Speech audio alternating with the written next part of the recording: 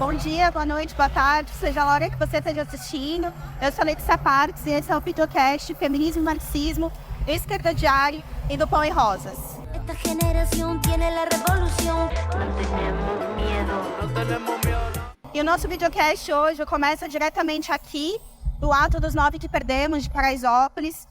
É um ato que acontece todos os anos, no dia 1º de dezembro, em luta por justiça e memória aos 9 jovens que foram assassinados numa ação da polícia, num baile funk em Paraisópolis, em 1º de dezembro de 2019. A polícia entrou numa ação totalmente injusta, encurralando as pessoas e provocando o sufocamento desses 9 jovens. Esse ato ele acontece por iniciativa dos familiares, das mães, dos amigos desses 9 jovens, levando uma luta inspiradora por justiça que fez com que eles conseguissem chegar até o ponto de abrir um processo criminal que está rolando agora. A gente começa o videocast aqui hoje e daqui a pouco vou lá para o estúdio com a Flávia, porque o nosso tema de hoje é o Estado é responsável. E a gente vai debater como nos distintos tipos de violência patriarcal e racista o dedo do Estado está lá. E a gente precisa lutar para acabar com esse Estado capitalista e esse sistema de miséria que leva a vida das nossas crianças.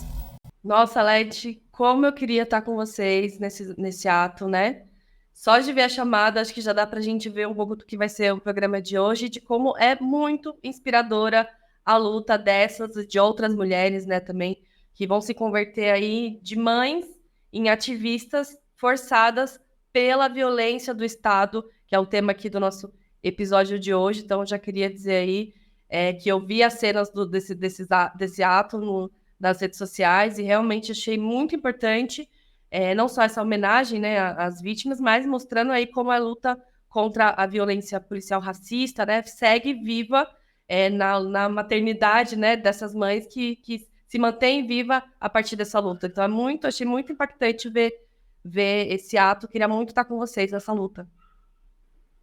Sim, Fly, e nesse episódio, bom, o ato, assim, teve gente que chorou do início ao fim, eu fui uma delas. Tô com o rosto inchado até hoje, assim, porque é muito revoltante, né? E a gente tava lá, a polícia rebocou o caminhão de som das mães, então elas não puderam nem fazer o ato de forma integral, né? Como elas tinham planejado, com apresentações de funk e rimas e tal. Elas tinham planejado toda uma homenagem à cultura da periferia, né? A arte da periferia. E não deu para ser assim. Mas a gente vai trazer aqui no episódio de hoje várias vozes dessas mulheres, né? Tanto desse ato aqui de Paraisópolis, como lá do Rio de Janeiro, que acho que urge, né? Já que é uma região onde a violência policial e de Estado é tão... não sei, não tem palavra, né? É frequente, é numerosa, é o tempo inteiro. Quase todo mês a gente liga a TV e tem uma nova ação policial com mortos. Então, enfim, a gente está trazendo também algumas vozes de lá. Mas antes de a gente começar o nosso episódio, como vocês sabem, né, gente, a gente sempre tem um momentinho aqui de uma publicidade operária. A gente é uma mídia independente, financiada pelos trabalhadores, por ativistas e militantes como vocês, que estão assistindo e a gente está falando aqui. Então, antes de começar, eu queria pedir ajuda de vocês. Como vocês sabem, a gente também não tem financiamento de patrões, empresários, né? Então, a gente tem o nosso Pix, que é o campanhaed@gmail.com, que vocês podem ajudar com qualquer valor e ajudam aí a manter de pé essa mídia que coloca a luta de classes na sua mão e que é uma mídia independente, presente em vários países e que aqui no Brasil tem vários programas multimídia como esse que você está ouvindo e assistindo. E também lembrar que quem escuta ou assiste o videocast consegue usar o cupom exclusivo do programa, o Feminismo e Marxismo 15, para comprar qualquer livro no site da iskra.com.br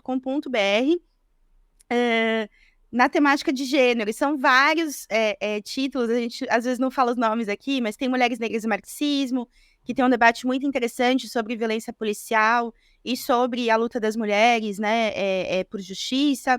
Tem o Nós Mulheres e o Proletariado, tem Precarização tem Rosto de Mulher, tem Pão e Rosas, Mulher, Estado e Revolução também, né, também tá lá como um dos nossos títulos. Então, quem quiser aproveitar... Precarização tem rosto de mulher. Oi? A precarização tem rosto de mulher. A precarização que a gente falou dele no programa passado, né? Foi muito, muito bom. Aliás, teve muitas mensagens sobre o programa passado, depois eu vou comentar um pouquinho sobre elas. E, enfim, corre lá e aproveita, gente, porque é imperdível esse descontinho de 15% aí. E para começar, a gente vai, então, voltando ao nosso tema de hoje, a gente vai tentar definir essa questão do estado, né? Quando a gente fala estado, do que a gente está... É um estado de espírito? É um estado de... Não, a gente está falando de um conceito, né? Que tem a ver com entender a sociedade capitalista. Então, a gente vai começar com um trecho do Lenin, do Estado e Revolução, que a Flávia lê, porque ela é muito boa de leitura, ela é linda a voz dela. Deixa eu só comentar antes da gente colocar aqui, Leti, que acho que vale comentar que essa obra que chama O Estado e a Revolução, né? E ela foi escrita num contexto em que o Lenin e os membros do Partido Bolchevique eles estavam refletindo estratégia, né? Estavam refletindo o caminho a percorrer para poder fazer revolução e superar o capitalismo. E não foi escrito em qualquer momento, foi escrito em 1917, justamente, que não foi qualquer ano na Revolução Russa e não foi qualquer ano na história, né? Então, acho que, assim, é muito interessante ver, assim, como a teoria para o marxismo, ela é muito viva, né? E ela serve também para responder a essas questões da própria realidade, né? Então, o Estado da Revolução foi escrito nesse contexto, né? Um contexto convulsivo, né? Da própria Revolução Russa, para pensar essa estratégia para a tomada do poder, para a superação do capitalismo. E diferente do anarquismo, né? Que não considera a necessidade da tomada do poder, né? Ou seja, de você tomar o poder estatal, né? Tomar os prédios, eliminar o poder da burguesia representada no Estado, né? Dissolvendo a polícia, as instituições repressivas estatais, né? O comunismo entende que é necessário, sim, a tomada do Estado, né? A tomada do poder da burguesia, né? Colocando esse poder nas mãos da classe trabalhadora, e que isso não tem como ser feito de forma pacífica, né? Porque o Estado ele tem o que a gente pode chamar de um monopólio da violência, né? E o que isso significa? Que qualquer pessoa ou grupo que se organiza contra o Estado pode ser preso, morto, reprimido, né? O Estado ele tem essa legitimidade da violência, da repressão. Então, a gente vê isso acontecer a todo momento, assim, né? Nas greves, nos atos, nas manifestações, você mesmo citou aí. E aí a gente tem, né? Muitas vezes a gente se pergunta, né? Por que a polícia reprime manifestações justas, como essa que você citou, né? Dos 9 que a gente perdeu em Paraisópolis. Mas, ao mesmo tempo, a gente vê uma grande impunidade, né, sem reprimir, por exemplo, os policiais que assassinam esses mesmos jovens, né, ou porque a gente vê criminosos de colarinho branco, né, políticos aí da burguesia, que roubam, causam vários danos para as massas trabalhadoras, né, pobres, a gente está falando de desvio de dinheiro, de milhões e bilhões dos serviços públicos. E por que eles seguem impunes, né, enquanto que uma mãe... uma jovem, por exemplo, que vai roubar lá uma comida, um macarrão no mercado para comer, para alimentar os filhos, né, vai ser presa. Né? Enfim, todas essas perguntas eu acho que tem a ver com esse trecho que eu vou ler aqui do Lenin, porque ajuda a gente a entender o que é o Estado, né, e por que acontecem essas injustiças que a gente vê cotidianamente, né? Então, acho que ajuda a gente a entender o que está por trás do Estado, qual que é o caráter do Estado na sociedade de classes que a gente vive. Então, vou colocar aqui, vou pedir para a produção colocar o trecho do Lenin para a gente acompanhar. Vou ler aqui, ó, do Estado da Revolução. E daí o Lenin vai dizer: o Estado é o produto e a manifestação do caráter inconciliável das contradições de classe. O Estado surge precisamente onde, quando e na medida em que as contradições de classe objetivamente não podem ser conciliadas. E, inversamente, a existência do Estado prova que as contradições de classe são inconciliáveis. É precisamente nesse ponto essencial e importantíssimo que começa a deturpação do marxismo, que segue 2 linhas principais. Por um lado, os ideólogos burgueses, e especialmente pequeno-burgueses, obrigados sob a pressão de fatos históricos incontestáveis a reconhecer que o Estado existe apenas onde existem contradições de classe e luta de classes, corrigem Marx de tal maneira que o Estado aparece como um órgão de conciliação de classes, né? Segundo Marx, o Estado não poderia nem surgir nem manter-se se a conciliação de classes fosse possível. Segundo os professores e publicistas pequeno-burgueses e filisteus, frequentemente com referências benevolentes a Marx, o Estado precisamente concilia as classes. Segundo Marx, o Estado é um órgão de dominação de classe, um órgão de opressão de uma classe por outra. É a criação da ordem que legaliza e consolida esta opressão, moderando o conflito de classe. Sim, acho que fica muito evidente, né, nessa leitura que o Lenin está preocupado em mostrar que o Estado não é neutro, né, Flá? Que ele vai ser sempre expressão da opressão de uma classe sobre a outra, obviamente da classe dominante, né, sobre a classe oprimida. E eu acho que para quem fica com dúvida, assim, a gente pode trazer algumas imagens, né? Por exemplo, se durante o colonialismo o Estado ele era expressão das vontades dos escravistas e colonialistas sobre escravizados e colonizados, né? Hoje ele vai ser expressão das vontades da burguesia capitalista, dos grandes banqueiros, dos grandes empresários, das construtoras milionárias, das mineradoras, sanguessugas, né? Como é o caso da Braskem lá de Maceió, que está, desalojando, enfim, a situação horrorosa que a gente está vendo lá, ou seja, a expressão dos interesses desses setores contra as massas trabalhadoras empobrecidas. Ninguém está vendo o Estado intervir para defender a população de Maceió contra a Braskem, né? Pelo contrário, a gente está vendo que até agora essa mineradora teve todas as suas ações facilitadas pelo Estado capitalista burguês aqui no Brasil, né? Sim, exatamente. Nossa, um caso terrível, né? Também a gente está acompanhando as imagens, nem vendo os vídeos e, é terrível ver como a população pobre, né, trabalhadora, a que mais vai sofrer com essa situação, né? E aí eu acho que por Estado, né, pela concepção de Estado, a gente está querendo dizer sobre todas as ferramentas e instituições que o Estado significa, né, que ele carrega. E aí eu acho que é importante dizer, Leti, que nem todas as instituições e ferramentas do Estado, né, ainda que elas servem para a dominação burguesa, né, essas instituições que estão sob o controle aí do Estado, mas nem todas elas vão exercer funções diretamente de violência e de repressão, né? Quando a gente pensa em tudo que é o Estado, a gente está falando de mais ou menos diretamente opressor, né? Então a gente está falando da polícia, do judiciário, que diretamente assassinam, né, aprisionam as massas trabalhadoras negras e que dispõem aí de vários mecanismos, né? Dispõem, por exemplo, de todo o sistema carcerário e tudo mais. E também tem instituições que aparentam ser mais participativas, né? Acho que a gente poderia colocar entre aspas, assim, como são os poderes, principalmente o poder legislativo, né? Que vão ser ocupados através de eleições, poder executivo também, né? De eleições, em que tem o voto e tudo mais, mas que a burguesia, inclusive, vai colocar muita grana e tem muitos mecanismos restritivos, né? Para garantir aí, nesses espaços também, uma superioridade dos seus interesses, né? Fazendo com que, inclusive, né, um trabalhador comum, por exemplo, seja muito difícil de alcançar um posto nesse espaço, né? Do poder executivo, poder legislativo.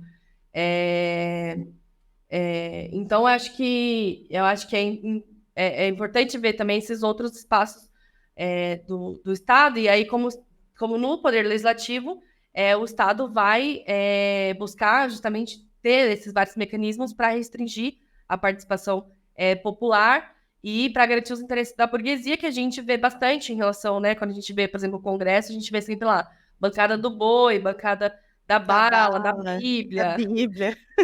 Tipo, as maiores bancadas no Congresso, que servem justamente para manter ali os projetos, tudo, e passar ali tudo que tem a ver com os interesses burgueses, né? Ou todas as negociações com grandes empresários, que envolve também selecionar determinado ministro para entrar lá no governo, né? No executivo, enfim. E diretamente a gente vê grandes relações com empresas públicas diretamente no próprio Estado, né? Então acho que é importante ver essas instituições todas que o Estado carrega. Eu tava você falando, pensando, não tem bancada das mães de Manguinhos, bancada das mães não tem, né? Só tem bancada do boi, da bala, da Bíblia. Tem as bancadas das diversas outras religiões que estão super bem representadas, né? Menos as religiões de matriz africana, ou seja, não tem também uma bancada do terreiro. Não. Enfim. Mas, enfim, né? E depois a gente tem essas instituições que são os serviços públicos, né? Falar que também são chamados de Estado, mas que são compostos por pessoas comuns, né? Como você, como eu, a própria Flá, que é professora do estado, né? Lá em Campinas. As pessoas que estão ouvindo, que podem ser, sei lá, funcionárias públicas ou trabalhadoras de uma universidade, enfim. E esses serviços, muitas vezes, eles foram conquistas dos próprios trabalhadores, né? Como são as escolas, os hospitais, os postos de saúde, a limpeza urbana, né? O saneamento básico, enfim, tudo isso é Estado. Só que nesses espaços, a gente sabe que a nossa capacidade de brigar para que os interesses da classe trabalhadora sejam prioridade é muito maior, inclusive porque é a gente mesmo fazendo a construção dia a dia desses serviços, né? Quantas são as professoras, enfermeiras, técnicas de enfermagem, que fazem de tudo para que as pessoas recebam o melhor atendimento possível, frente, inclusive, às restrições que existem ali, né? Porque a gente sabe que são serviços que estão muitas vezes precarizados, sucateados, né? Os interesses capitalistas vão contra, inclusive, a melhor qualidade dos serviços públicos, né? Aí eles privatizam e fica pior ainda, né? Engraçado porque eu sou uma frequentadora assídua da Chapada dos Veadeiros, assim, meus últimos 8 anos novos foram lá. E eu fui vendo o parque sendo precarizado para privatizar, sabe? E era muito louco, porque os primeiros anos eu ia lá e o parque era público e precarizado, então não tinha papel higiênico nos banheiros, poucos funcionários. É um parque que tem onça, tem, tipo, vários perigos, né? Tem tromba d'água. Então é importante ter gente lá trabalhando para ajudar as pessoas a não correrem esses riscos e tal, e tudo isso foi sendo tirado do parque público. Quando privatizou, as pessoas, no primeiro ano, estavam com essa expectativa de que ia ficar maravilhoso.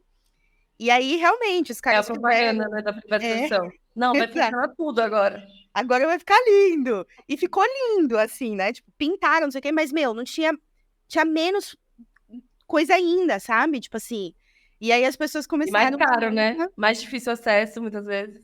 falar, ele era gratuito. Você entrava lá, gratuito, podia até dormir no parque, super seguro, tal, tipo, com essa situação de que tem onça, né? Você tem que saber os riscos. Hoje em dia você paga para entrar e continua não tendo nenhum dos serviços que eles disseram que ia ter, sabe? Então, isso que a gente vê, né, os caras fazendo. Mas, enfim, isso para ilustrar um pouco, né? Mas se a gente pensa, por exemplo, no transporte público, acho que é um exemplo interessante. Aqui em São Paulo, os trabalhadores que lutam pela qualidade do transporte estão sendo perseguidos com demissão pelo governo Tarcísio, né? Inclusive, a gente já disse algumas vezes aqui no programa, vamos dizer de novo, até essas demissões serem revertidas, né? Todo apoio à luta dos trabalhadores do metrô, né? Os metroviários estão lutando pela qualidade do serviço público. Não é um detalhe, né? A gente já chegou a falar do transporte aqui no podcast. O transporte lotado e precarizado, ele é o responsável pelos assédios às mulheres, as violências que a gente vê acontecendo dentro do metrô, né? Então, esses trabalhadores que lutam pelo transporte de qualidade, um transporte que não seja superlotado, lata de sardinha, eles estão lutando em nome também da luta das mulheres, né? E do conjunto da classe trabalhadora. Mas, enfim, toda a defesa aí, a luta dos trabalhadores, abaixo essas demissões, e reintegração já, né? Pelo direito de lutar. Mas, enfim, falei muito, Flá, desculpa. Integração já para metroviários também. Acho que essa luta a gente já colocou aqui no nosso podcast, a gente quer seguir aí, né? Muito, muito importante, até serem todos reintegrados de fato. E eu acho que essa ideia que você estava colocando dos serviços públicos, né? Acho que tem duas questões que acho que se desdobram, assim, que eu acho que a gente quer desenvolver aqui no nosso episódio. A primeira é que tem instituições que são podres, né? Que o objetivo, a existência delas é marcado totalmente pela violência racista, pela opressão geral da classe trabalhadora, e não tem nenhuma solução a não ser a gente lutar para que elas deixem de existir, né? Acho que a questão da polícia, por exemplo, é bem expressiva, assim, né? E no curso dessa luta, acho que fortalecer todas as pessoas que se organizam por justiça, né? Contra os crimes aí dessas instituições do Estado, né? Contra os crimes do próprio Estado. Então, acho que é parte da nossa luta exigir o fim da impunidade a policiais assassinos, por exemplo, né? Que a gente vai entrar aqui bastante no tema da violência policial, o fim dos autos de resistência, vamos explicar também aqui o que significa, e o julgamento desses policiais por júris populares, né? Porque, enfim, fim de todos os regimes especiais de prisão militar e outros privilégios que têm, são julgados pela própria justiça militar, policial, e a gente sabe que deixam esses casos totalmente impunes, assim. Então, acho que parte também parte de entender esse caráter de classe do Estado, entender essas instituições, como a polícia, né, que são totalmente repressivas, e ver que a gente precisa, na verdade, parte da nossa luta é enfrentar totalmente essa instituição que não tem como ser reformada, porque ela nasce justamente para reprimir, né? Para reprimir a classe trabalhadora, reprimir os negros, mulheres. No caso do Brasil, o surgimento da polícia está totalmente ligado com a questão da escravidão, a questão da perseguição aos negros, né? Então, acho que é bem importante ver que é uma instituição que, enfim, tem que ser enfrentada do início ao fim, assim. Não dá para arrumar a polícia, né, Flávia? A gente consegue lutar, a gente pode lutar para melhorar a escola, melhorar o hospital, melhorar o posto de saúde, não dá para melhorar a polícia. Dar mais armamento, melhores condições, aspas, de trabalho, né, para a polícia, como algumas organizações da esquerda dizem. Por exemplo, às vezes tem greves de policiais e aí saem organizações como o PSTU, o MES, o PCO, e apoiam essas greves dizendo, não, eles estão lutando por melhores condições de trabalho. Só que as melhores condições de trabalho são melhores armamentos para reprimir a classe trabalhadora. Bombas de gás lacrimogêneo mais caras, vindas de Israel, com maior concentração de pimenta. Não, a gente não tem como apoiar esse tipo de coisa, né? Inclusive, um parênteses, outro aqui sobre esse tema, Flá. Tem essas organizações, né, que eu já citei, PSTU e o MES é uma organização do PSOL, eles defendem que policial é trabalhador. E assim, eu queria chamar aqui, porque foi muito impactante ouvir essa fala lá no ato de Paraisópolis, o vídeo de um trecho da Adriana, que é a mãe do Denis Guilherme. Olha que forte a leitura que a Adriana faz da polícia. Toca aí, produção. É que do jeito que existe justiça para nós, assalariados, pobres, desempregados, tem que haver justiça também para a polícia que mata. Eles não podem jamais sair impunes. Porque uma vez que eles saiam impunes, a matança vai continuar. Vai ser o Denis e outros tantos, como tenho visto todos os dias. E essa matança não se dá de agora. Só é vista agora porque existe uma coisa chamada celular com câmera. E ainda assim mesmo isso não os intimida. Continua tendo aval do Estado para matar.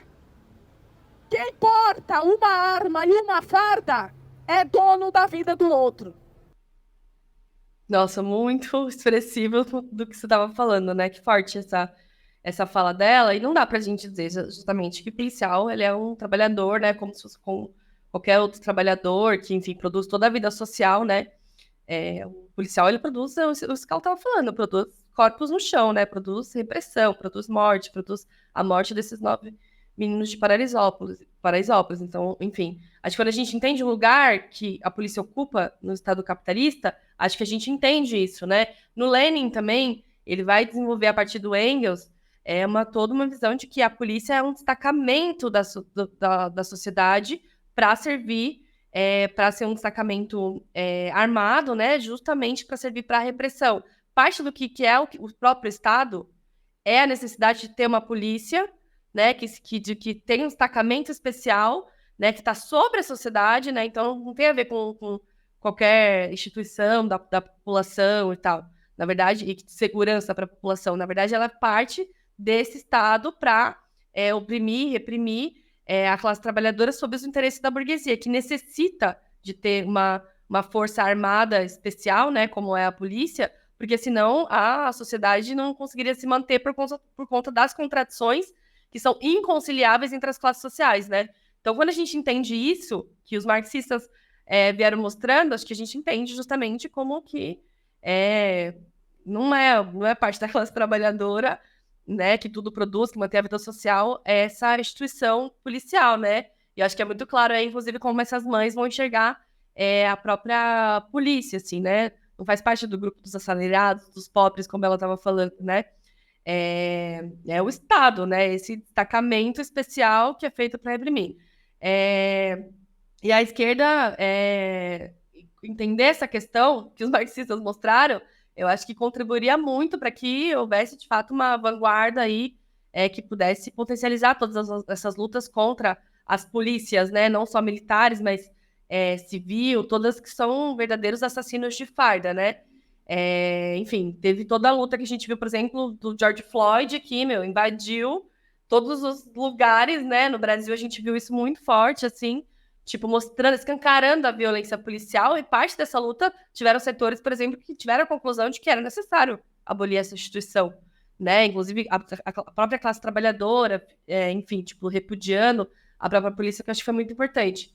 E quando a gente fala aqui de todas essas questões que fazem parte da luta por justiça, né, como o fim da impunidade, dos autos de resistência, o fim das chacinas, né, a gente começou o ano no Brasil com uma série de chacinas no Rio de Janeiro, em São Paulo, com o governo Tarcísio, na Bahia, com o governo do Jerônimo Rodrigues do PT. Então, enfim, é muito importante também colocar aqui também nosso repúdio totalmente a essas chacinas, e a gente entende como questões que são programáticas, né, são parte da nossa luta justamente pelo fim dessa instituição, pelo fim da instituição policial, né?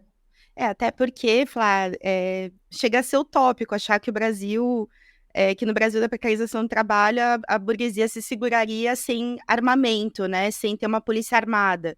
Então, assim, é dito muito sobre a desmilitarização da polícia.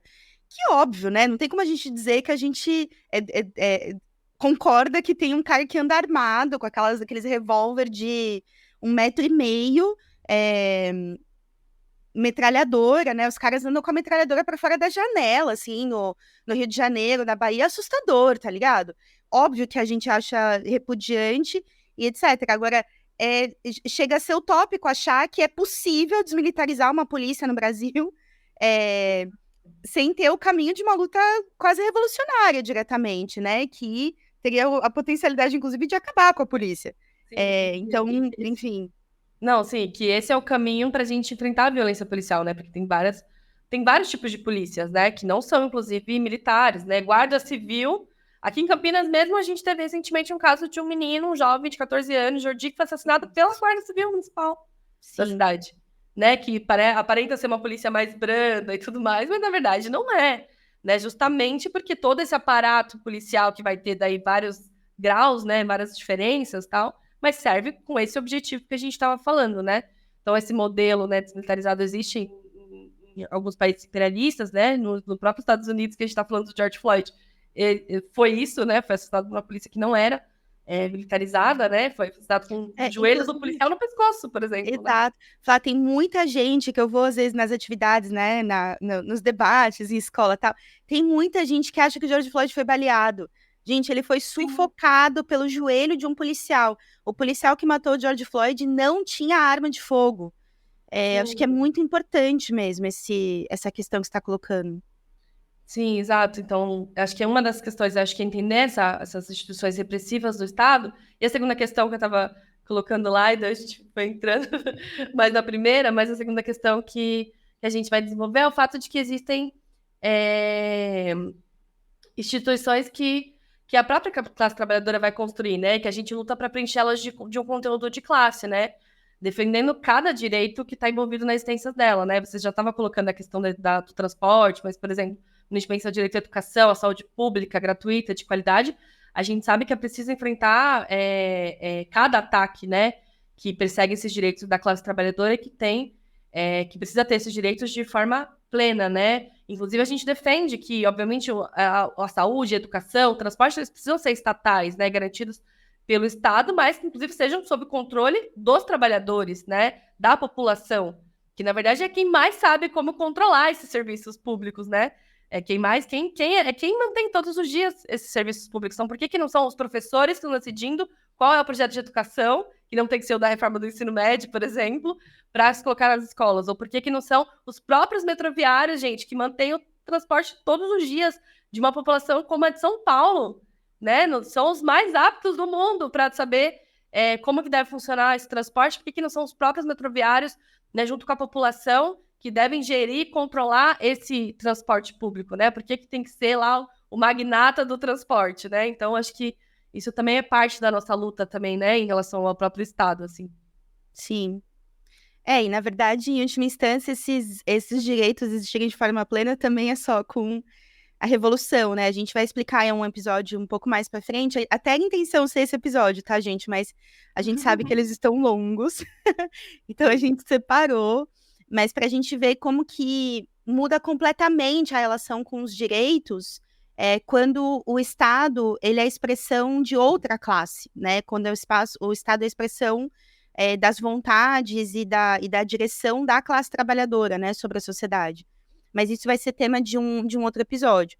Então, por que a gente está falando o tempo inteiro desses dois níveis, né, Flash? Só para tentar organizar para a galera. A gente está falando sempre do nível das instituições que não merecem existir, né, tipo a polícia, que são expressão direta da repressão sobre a classe trabalhadora, e as instituições onde existe disputa, porque é a gente que constrói elas no dia a dia, né? E não são instituições da repressão, são da educação, do transporte, etc. E por que a gente está falando sempre desses dois níveis? Porque as duas são Estado. Então, de um certo ponto de vista, quando a gente pensa na violência policial, existe um papel também das instituições não repressoras na permanência e na perpetuação desse tipo de violência, né, que não é por vontade das professoras e professores, né, mas quando o Estado vai lá e coloca a reforma do ensino médio, por exemplo, na escola, ele está contribuindo para que a escola seja um espaço de competição, do jovem se ver como empreendedor, e que se ele apanha da polícia é porque ele é bandido. Então é uma forma de infiltrar dentro da escola um conteúdo ideológico que vai se auxiliar, né, a repressão direta. Então, em todas as instituições do Estado, existe Estado fazendo sua ideologia. A gente vai debater um pouco sobre isso depois. Mas, para falar desse primeiro ponto, das instituições que não merecem existir, a gente vai discorrer um pouco sobre o tema da violência policial, né? Foi abordado em vários episódios aqui do podcast. Tem o 38, que é o Basta de Violência contra as Mulheres, o 42, sobre Justiça por Marielle, o 51, que é o Feliz Dia das Mães, ponto de interrogação, né? Ou seja, mas hoje a gente vai tratar especificamente do papel do Estado no acobertamento, impunidade e estímulo a essas violências, né? Então, a gente vai ouvir mais um depoimento de uma dessas tantas mães que perdeu seu filho para a bala da polícia, numa mesa, ato por justiça, pelas vítimas de violência de Estado, composta por várias mães que lutam pela memória dos seus filhos e por justiça. Essa mesa ela aconteceu no Rio de Janeiro esse ano ainda, né? Foi organizada pelo Pão e Rosas e foi emocionante. Né? Meu, sem palavras, eu me seguro, assim, esse episódio, Flávio, eu estou me segurando. É muito difícil, né? É um tema muito difícil. E vocês vão ouvir agora, então, a Priscila Menezes, que é mãe do Thiago Menezes Flauzino, que foi executado por um policial aos 13 anos de idade, tá? Então, produção, a Priscila. É mais difícil a forma que aconteceu, às vezes a gente se culpa, se pergunta se a gente errou, né? Mas não, Thiago, como outras vítimas, Eduardo, Pedro, Kevin, eles eram livres para andar onde eles quisessem. Então não tem hora errada e nem lugar errado. Esses policiais que agora, graças a Deus, no caso do Thiago, eles estão presos, né? A gente acredita que eles vão pagar pelo que aconteceu com o Thiago. Eu fico muito triste de ver outras mães que, infelizmente, o resultado bom ainda não se concluiu, mas eu vou falar para vocês, tenha fé, continuando na luta, a gente vai continuar nessa luta, entendeu? Porque é muito triste o que está acontecendo. Aí lá, agora há pouco tempo, eu senti uma dor, a gente só sente quando acontece com a gente. Eu estava num lugar tentando distrair a mente, mas quando eu soube, me deu uma dor assim, como se fosse meu. E a gente que passa por isso, só quando a gente passa que a gente vai entender. Quando a gente não passa, a gente não entende. Então, infelizmente, eu estou passando por essa dor que não é maior nem menor de nenhuma de vocês. Nossa dor é igual. É triste toda vez que eu tenho que vir assim a um lugar, porque eu venho, eu não falo com ninguém, porque, sabe, eu fico querendo me isolar, mas chega aqui a gente tem que falar. Então, nossos filhos vai ter justiça sim, acredita, eu estou acreditando, vai ter justiça, eles vão pagar esses policiais, que infelizmente para mim são delinquentes, que acham que nossos filhos não têm o direito de ir e vir. A forma que aconteceu com meu filho foi horrível, foi uma execução, né? A gente tinha que provar todo dia isso, que foi uma execução. Tem que ouvir algumas coisas que não é bom pra gente como família, né? Mas é isso aí, vai ter justiça. É triste ter que ficar falando a mesma coisa, da forma que foi. Mas eu acredito que vai ter justiça, que nossos filhos eles não vão. A gente é que vai lutar pelos nossos filhos, vai ter justiça sim. Acredita, como eu acredito, porque se eu não acreditar, sabe, eu não vou ter força para levantar. Aí me perguntam, hoje mesmo me perguntou, como é que você está aguentando? Como é que você está vivendo? Eu falei assim, eu uma vendedora, não é a primeira pessoa que me pergunta isso. Eu falei, eu não sei explicar. Sabe, é inexplicável isso. Nossos filhos foram vítimas, né, desses policiais que acham que estão agindo certo, mas não, estão agindo totalmente errado. E enquanto esse governador, né, que toda a vida tem que citar Cláudio Castro, ele achar que a maneira que eles estão agindo é certa, infelizmente, vai ter outras pessoas passando pelo que a gente está passando, porque até hoje ele não falou nada para mim, esse homem ele não liga para ninguém, não sei se ele tem família, não tem família tem, né? Mas eu acho que esse homem ele não está ligando para a sociedade, ele não está ligando para nossos filhos, entendeu? Eu não sei o que eu faço, na verdade, eu não sei mais o que eu faço, assim, para chamar a atenção. Nossa, muito forte, né? Tem uma coisa muito dolorosa, assim, que a gente vê essas mães passarem, né? Que a Priscila fala nesse trecho da fala dela, que é que ela teve que ouvir, né? Que o filho dela mereceu, né? Que ele estava na rua no horário errado, que era suspeito, né? E isso é horrível, né, gente? Porque, assim, caso após caso, o que a gente vê é que eram crianças, adolescentes, que não estavam fazendo nada diferente do que crianças e adolescentes normalmente fazem, né? Em outras cidades do país, né? Enfim. E a diferença é que eram negros, pobres, moradores da favela, né? Eu acho que isso também expressa um pouco também em relação à própria disputa em relação à mídia, né? Porque quando acontecem esses casos, a gente vê bastante na mídia burguesa, assim, todo um discurso que é para totalmente colocar que foi a polícia matou esses jovens e tal, porque eles eram bandidos, porque eles eram, né, criminosos e tal, e que isso legitima matar, né, e que, inclusive, enfim, que foi, então foram certos, são heróis, né, quase, porque estão aí assegurando a segurança da população, matando bandidos, né. Então, esse discurso da mídia é muito absurdo, e é parte também dessa expressão da ideologia de como o Estado precisa dessas instituições, né, que vão ajudar a disseminar a sua ideologia, né? A mídia é totalmente parte disso. E aí a luta dessas mulheres também vai ser por desmentir essas versões, né, policiais. Os 9 de Paraisópolis é totalmente isso, né? Mostrando a história desses jovens, que eram trabalhadores, jovens comuns, como, né, muitos de nós pelo Brasil, e que são assassinados por serem jovens comuns negros, né, nas periferias aí do Brasil. Eu acho que essa é forte, né? Porque, assim, é a luta por memória, para que o seu filho não seja esquecido, e a luta por memória para que a história do seu filho seja contada do jeito certo, né? Então, era muito forte isso no ato dos 9 de Paraisópolis, das mães tendo que contar o que seus filhos eram. Meu filho era um trabalhador que fez a carteirinha do SESC para mim.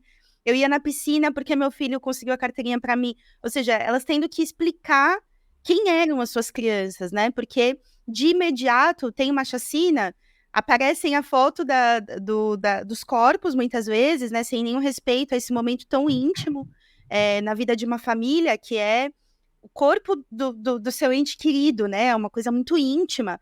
A mídia não respeita nada disso, a mídia burguesa. Ela publica essas imagens E, além de publicar essas imagens, ela transforma totalmente a narrativa a favor do Estado burguês, legitimando a ação da polícia como se esses policiais estivessem fazendo uma ação correta e etc., né?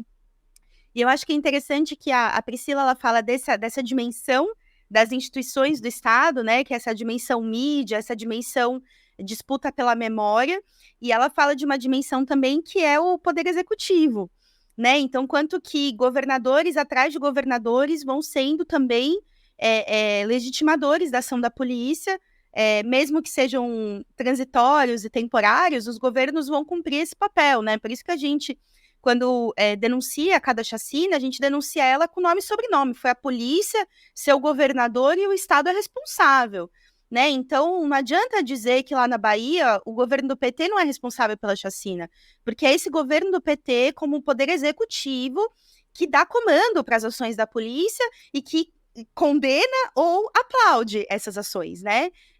Eu nunca vou me esquecer que no minuto seguinte que é divulgado o caso do sufocamento do jovem de Paraisópolis, o Dória vai à TV defender a ação dos policiais, né? Ou seja, esse papel dos governos é um papel muito criminoso, tão criminoso quanto, e que não pode não ser dito, né? Precisa sempre lembrar, porque é uma instituição com um papel muito importante. A gente vai ver agora um outro caso, assim, que é muito frequente também, Flá, que é a questão da identidade negra, né? Porque eu não acho que é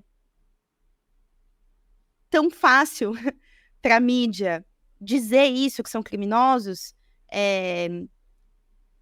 Não seria tão fácil para reformular a frase se não fossem pessoas negras, né? Então, eles se apoiam no racismo para poder, a polícia, os governos, a mídia, né? Então, são séculos de negros sendo buscados como criminosos e tratados como criminosos, etc., que acontece uma chacina e imediatamente são bandidos, né?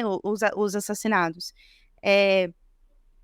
E uma das mães, ela comenta que a única coisa que o filho dela fez de errado foi, entre aspas, né, ironicamente falando, ter nascido com a pele escura. Então, a gente vai ouvir mais um trecho de uma mãe que também estava nessa atividade, né, que é a Ana Paula Oliveira. Ana Paula, já entrevistei ela outra vez, acho que foi até aqui no podcast, não lembro qual foi o contexto. Ela é uma pessoa incrível, assim, ela fala, todas as frases dela são de arrepiar todos os pelos do corpo, assim. E ela faz um comentário nesse ato que é muito forte, assim. Vamos ouvir a Ana Paula agora. Alegria, ainda quer comer, e com amigos, que eu não consigo estar aqui hoje porque, além da dor, eu carrego muito amor. O amor pelos nossos filhos que segue intacto demais. Se a gente só carregasse dor, com certeza eu não estaria mais aqui. Eu já teria definhado, morrido. Como tantas outras mães nesse caminho que eu já percorri desses quase 10 anos. E é isso. Muitas pessoas chegam, outras vão, e a gente continua impulsionada pelo amor pelos nossos filhos. Eu costumo dizer que encontrei na luta uma forma de continuar exercendo a minha maternidade, uma forma de continuar cuidando do meu Jonathan. E aí, nesse caminho de luta, eu encontrei tantos outros filhos, os filhos que já se foram, que também foram arrancados de outras mães, e os filhos que estão aqui e que eu não quero que sejam arrancados desse mundo. Isso me fortalece. Cada vez que eu consigo me levantar e denunciar essa violência do Estado, eu acho que é isso, a gente precisa denunciar a letalidade policial, o encarceramento em massa, os desaparecimentos forçados. Nós temos aqui uma pessoa que eu admiro demais nesses anos todos de caminhada, que é a Dona Zildete, que teve seu filho desaparecido forçado.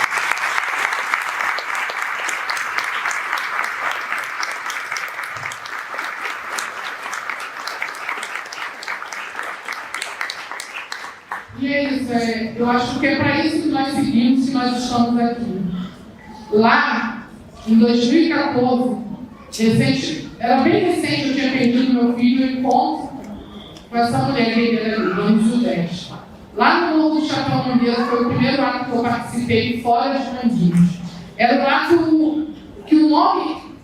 o Jonathan foi assassinado no ano de 2014, época de Copa do Mundo, né? E aí, naquele ato que estava escrito a festa nos estádios não vale as lágrimas das favelas. Essa frase, ela me tocou profundamente. Comecei a ter um entendimento, né, do porquê que matam nossos filhos, do porquê que encarceram nossos filhos, principalmente quando a nossa cidade ela é sede de mega eventos, né? E aí eu lembro que a Dona Zildete falou para mim assim: olha, eu nunca desisti de lutar pelo meu filho. Não desiste de lutar pelo seu filho. E é isso, uma mãe ela nunca desiste de um filho. E eu agradeço muito a Dona Zildete por ter me dado a mão, por ter direcionado essas palavras a mim. Nesse caminhar de quase 10 anos, eu procuro muito fazer o que eu posso, acolher outras mães, porque eu fui acolhida. E eu tento transmitir isso. E eu olho para trás e falo: se eu não morrer, eu preciso fazer alguma coisa. Eu preciso acolher outras mães. Eu preciso dar um pouco desse amor que eu carrego pelo Jonathan. E por isso que essa mesa, esse dia de hoje também está acontecendo, porque todo ano as mães de Manguinhos fazem um levante. E nesse ano de 2023, em maio, nós fizemos o 9º levante antirracista das mães de Manguinhos. Antirracista por quê? Porque a gente tem esse entendimento que nossos filhos não são mortos por um acaso.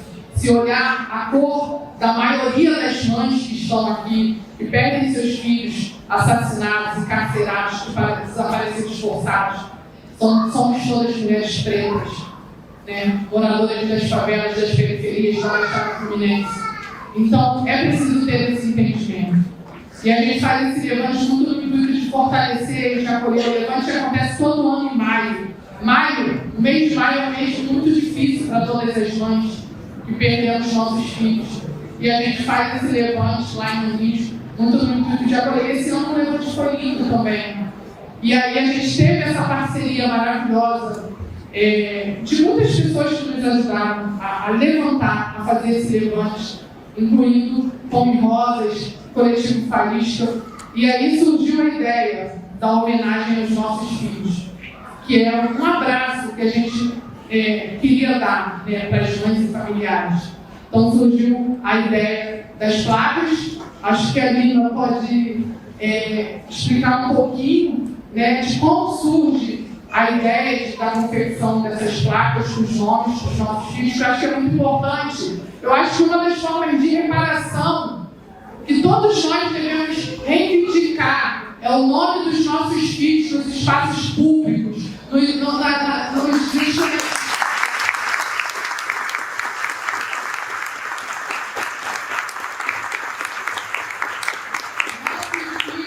podem ser esquecidos. Nossos filhos, o Brasil ele é mestre em apagamento de história, mas as mães estão aqui. Nós estamos construindo esse caminho, né, de memória, e acho que isso não pode ser apagado. Eu acho que é importante reivindicarmos isso sim, como uma forma de reparação simbólica. Um dia nós não vamos estar aqui, mas a história dos nossos filhos precisa continuar sendo contada. É preciso dizer que o Brasil é sim um país racista. É um país que mata o povo preto, o povo indígena.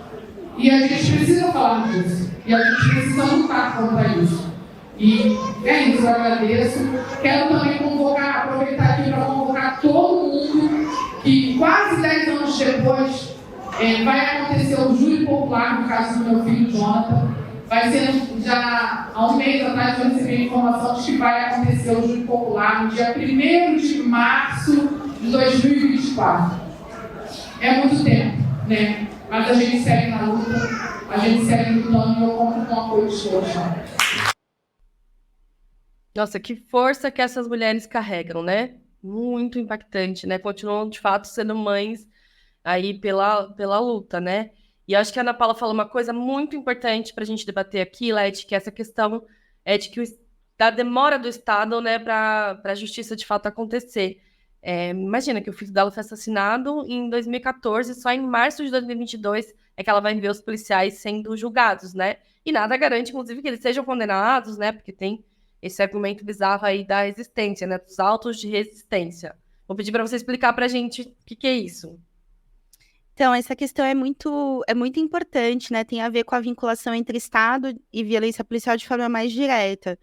Os autos de resistência, eles são criados em 1969, após o AI-5, né? O AI-5 vem em dezembro de 68, alguns meses depois é incluído esse termo. E ele é uma medida interna da própria polícia para justificar e minimizar a prisão em flagrante de policiais autores de homicídio. Então, ele passa imediatamente a ser usado pela imprensa para neutralizar a versão dos militares e da polícia para os chamados teatrinhos, né? Que eles faziam da morte de torturados. Então, tem vários casos que são tratados como autos de resistência na história da ditadura que são reivindicados pelas famílias dos mortos na ditadura como assassinatos políticos, né? Por parte do governo do regime militar. E depois também, né, tem os casos tratados como suicídio, o Herzog é um dos casos mais famosos, né, ou excessos que a polícia cometeu em investigações ou em questionamentos e etc., e que também não vão ser tratados como flagrantes de violência policial e de assassinato. E é muito interessante, tem uma pesquisadora, né, que é integrante do Mecanismo de Combate à Tortura do Rio de Janeiro, que ela vai mostrar a relação entre os autos de resistência e a criação dos grupos de extermínio no Rio de Janeiro, né? Que teve provocou, né, um aumento muito grande do número de chacinas, a existência desses grupos de extermínio. Então, ela vai dizer o seguinte, né, entre aspas aqui, estou citando ela, naquela época, os policiais que mais matavam ganhavam mais, recebiam um bônus que ficou conhecido como gratificação faroeste, o que fez aumentar muito o número de pessoas assassinadas. Surgiram vários casos de crianças e adolescentes assassinados. Eram constantes as operações em favela. Surgiram vários grupos de extermínio. Os cavalos corredores, por exemplo, eram um deles. É daí que surgem as várias chacinas do Rio de Janeiro. A polícia mostrou a sua cara naquele momento. Então, ela conta essa história, né? Depois vem o caso das unidades de polícia pacificadora, que vai aumentar um outro elemento que a Ana Paula cita, né? Que são os desaparecimentos forçados. Então, as UPPs, elas alteram a configuração da violência policial, né? Você tinha uma maioria de assassinatos e chacinas, como denúncias das famílias, e passam a ter também os desaparecimentos. Amarildo, né? Exatamente. Cadê o Amarildo? Grande símbolo dessa violência de Estado. Acho que o que dá para entender aí é que os autos de resistência, eles foram inventados pela ditadura militar como um mecanismo administrativo e legal, mas eles nunca deixaram de ser usados, em especial como justificativa de chacinas. Né? Esse mesmo relatório que é citado no texto, coordenado pelo Michel Mussi, ele mostra que a maioria dos casos descritos como autos de resistência tem uma balística que vai na contramão desse argumento, porque a balística mostra que foram tiros nas costas, na nuca, tiros de cima da cabeça, né? Ou seja, a pessoa estava ajoelhada e ela foi alvejada no topo da cabeça. Ou seja, isso não é auto de sufocamento, não tem como sufocamento ser um auto de resistência. Né, que é o caso dos jovens de Paraisópolis, né? O Jonathan, que é o filho da Ana Paula, ele foi alvejado nas costas e o argumento da polícia naquele momento era auto de resistência. Então, acho que eu estou falando esses nomes e os casos porque é muito importante não ser só número, né, Flá? A gente está falando autos de resistência, tiros nas costas. Quem são? É Jonathan, é Denis Guilherme, é Luara Vitória. São nome e sobrenome de crianças e jovens assassinados pela polícia que as suas famílias estão lutando até hoje, às vezes mais de uma década, quase duas, ou nunca conseguem que esses casos sejam de fato julgados, né? Sim, e eu acho que é bem evidente nesses casos aí a conexão entre Estado e violência policial que a gente estava tratando até aqui, né? A gente está falando justamente de um braço armado do Estado, que é a polícia, de métodos utilizados por ela, que são de autoria e estímulo do próprio Estado, dos seus governos, né? A gente citou vários aqui. E acho que para fechar, então, esse bloco sobre a questão da violência policial, acho que vale fazer uma síntese de que a luta pela justiça, pela vida, né, pela memória desses jovens, é fundamental para fazer o Estado e seus agentes pagarem pela violência que o próprio Estado estimula, né? Ou seja, significa exigir do Estado, do sistema judiciário, o reconhecimento da sua própria violência contra o povo pobre e trabalhador, né? Algo semelhante quando a gente vê, por exemplo, a luta por exigência a prisão de torturadores das ditaduras da América Latina, né? Na Argentina a gente vê bastante esse tema, por exemplo. Né? É complexo porque a gente não é defensor dos presídios justamente porque, como a gente estava falando, eles estão a serviço, né, da classe dominante para encarcerar e tudo mais a classe trabalhadora, jovens, negros e tal. Em vários momentos, inclusive, a gente critica, né, essa instituição carcerária, enfim, que é mais uma arma do Estado capitalista contra os trabalhadores. Mas, assim, é muito importante, né, obrigar com a nossa luta que o Estado reconheça a violência que ele mesmo pratica, acho que é parte da luta por memória e por justiça, e também é uma forma de avançar a consciência também dos trabalhadores, da massa pobre, né, trabalhadora, de que a ação da polícia ela é injustificável, né, que todo o Estado, todos os seus mecanismos ideológicos vão tentar justificar a violência policial. E a gente, acho que parte dessa luta dessas mães é mostrar que é injustificável, né? Que ela corre sempre contra os pobres, os negros, as mulheres, os trabalhadores e nunca contra a burguesia. Então, aí reside também revela, né, esse caráter de classe do Estado e do sistema capitalista. Então, nos casos de violência policial, de chacina, de tortura, o Estado é responsável, né? Isso é bem claro. Mas e nos casos onde a ação da violência é feita por um indivíduo, né, que não está servindo diretamente ao Estado, como são os policiais, no caso da violência de gênero, no caso da violência LGBT-fóbica, né? Como que o Estado é responsável? Gente, o Estado está presente nessas violências, sim, mas isso vai ser tema da parte 2 desse episódio. Vocês já chegaram aí bastante tempo, já terminaram a louça, a faxina, e já chegaram ao trabalho e voltaram para casa, e a gente já falou bastante. Então, a gente vai cortar aqui hoje e vamos continuar no próximo episódio, que vai estar disponível para vocês daqui uma semana, e a gente vai debater justamente esse tema. Então, Flá, para fechar o tema de hoje, que foi a relação entre Estado e violência policial, a gente vai chamar aqui um grito, que representa a memória de todos os jovens e trabalhadores assassinados e desaparecidos pela polícia. Terríveis. Os 9 que perdemos no massacre cometido pela Polícia Militar do Estado de São Paulo, no baile da 17 em Paraisópolis. Gustavo! Presente! Denis Henrique! Presente! Marcos Paulo! Presente! Denis Guilherme! Presente! Luana Vitória! Presente! Bruno Gabriel! Presente! Gabriel Rogério! Presente! Eduardo! Presente! E Matheus! Presente! É isso, pessoal. Curtam e compartilhem.